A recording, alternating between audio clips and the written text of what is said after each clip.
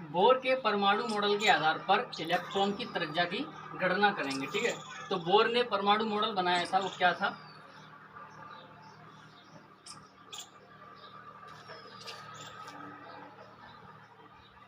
नाभिक के केंद्र पर एक क्या होता है? धनावेश।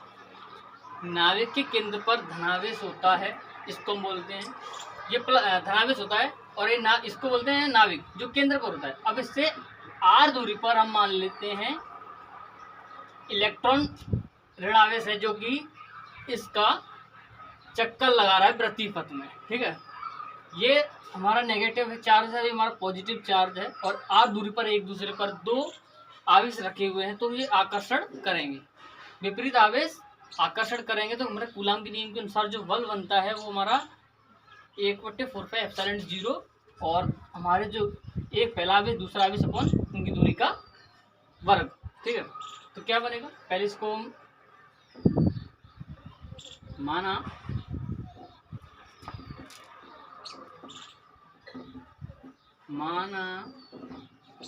परमाणु के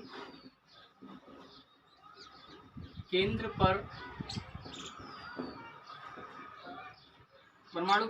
पर प्लस Ze नाभिक स्थित है, इससे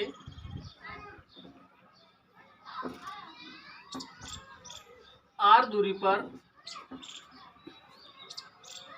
एक इलेक्ट्रॉन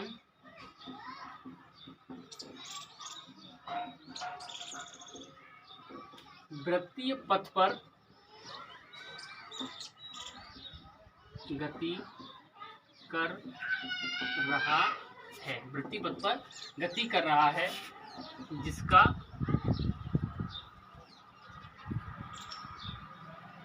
द्रव्यमान m तथा वेग v है। तब नाभिक तथा इलेक्ट्रॉन के मध्य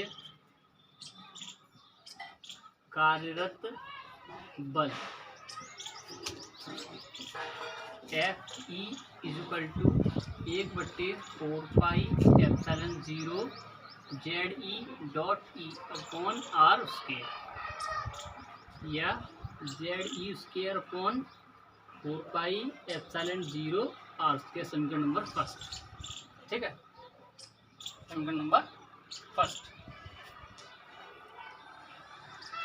यह विद्युत आकर्षण बल, ये क्या है? विद्युत आकर्षण बल।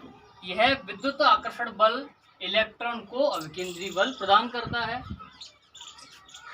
विद्युत आकर्षण बल इलेक्ट्रॉन को अभिकेंद्री बल प्रदान करता है वृत्तीय पथ पर घूमने के लिए। वृत्तीय पथ पर गति करने के लिए, वृत्तीय पथ पर गमन करने के लिए विद्युत आकर्षण बल, विद्युत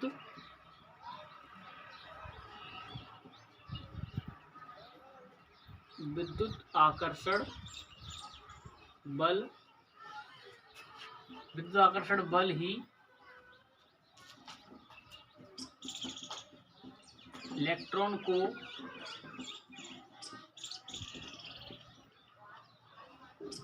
अभिकेंद्री बल प्रदान करता है। अतः अभिकेंद्री बल Fc बराबर mv²/r Fe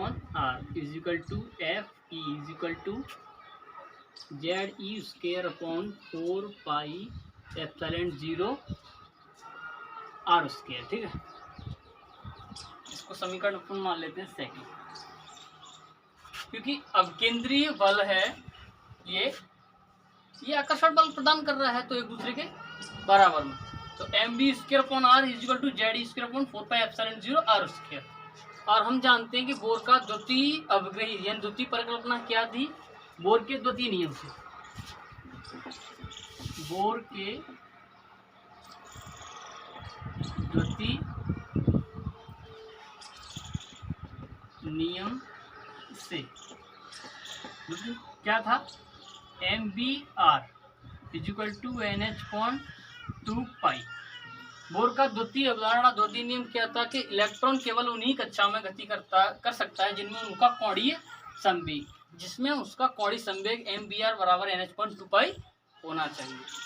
यहाँ से हम V का वैल्यू निकाल सकते हैं। V की वैल्यू निकालेंगे तो NH/2πmR, समीकरण इसको तीसरा कर लो। और V की वैल्यू को समीकरण, ठीक है, V की वैल्यू समीकरण, हम V की वैल्यू को यहाँ पुट कर सकते हैं। ठीक है, V की वैल्यू को समीकरण 2 में पुट करेंगे। तो पहले समीकरण 2 को सॉल्व करते हैं। ठीक है, समीकरण 2 क्या है, MB² upon R = ZE²/4πε0 R²। यहाँ R की घात 2 से एक R कट जाएगा। ठीक है, अब क्या करेंगे, यहाँ लिखो कि इसको समीकरण कर लेते हैं 4। अब यहाँ लिखो समीकरण 3 से B का मान समीकरण 4 में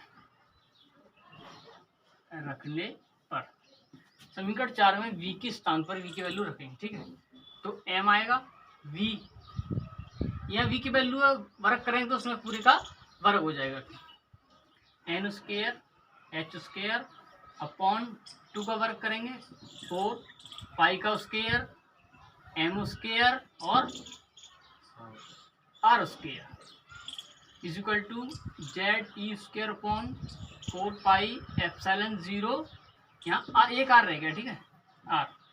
अब यहाँ क्या करेंगे, एक R से घात को काट देंगे, एक M से इस M की घात को काट देंगे। ठीक है, बाकी का जो बचेगा अभी आएगा, क्या आएगा, यहाँ पर देखो N² H² अपॉन, यहाँ पाई से पाई की घात काट दो, 4 से 4 कैंसिल करो, N² H² पाई बचा, M बचा, N² H² upon pi M = यहाँ पर ZE²/ε0, क्या बचा, ε0। सॉरी, यहाँ एक R बचेगा, क्या बचेगा, एक R बचा, एक M बचा, एक पाई बचा। अब इसको बस जुगाड़ कर लो, क्योंकि हमें वैल्यू किसकी निकालनी है, त्रिज्या की। तो जिसकी वैल्यू निकालनी है उसको एक साइड को, बाकी का दूसरी साइड कर दो। R की वैल्यू निकालनी है हमको, तो R की वैल्यू निकालने के लिए क्या करेंगे,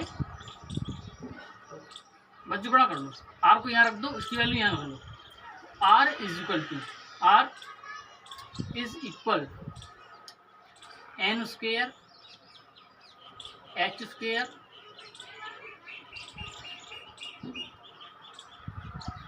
R की वैल्यू यहाँ आ जाएगी N² H² upon pi M, और ZE² क्या आएगा, नीचे आ जाएगा, ZE² नीचे आ जाएगा, और इसका मल्टीप्लाई N² H² से हो जाएगा, ε0 से हो जाएगा। ठीक है, तो ये हो जाएगी R की वैल्यू। थोड़ा इसको सही से लिख देते हैं, ऊपर थोड़ा इरेज करके।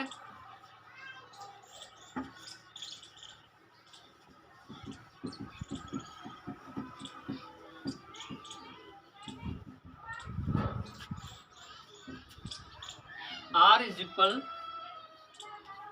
N² H² ε0 upon pi M ZE²। इसको लिखेंगे ε0 H² upon pi M ZE² dot N², या R समानुपाती N², R समानुपाती N²। ये फॉर्मूला R का हो जाएगा, या ये समानुपाती R समानुपाती N², यानी जो बोर के परमाणु मॉडल में जो त्रिज्या होती है वो उसकी मुख्य क्वांटम संख्या या उसकी जो कक्ष संख्या होती है उसके वर्ग के समानुपाती होती है। ठीक है, तो ये है ठीक है, वीडियो पॉज करो भाई।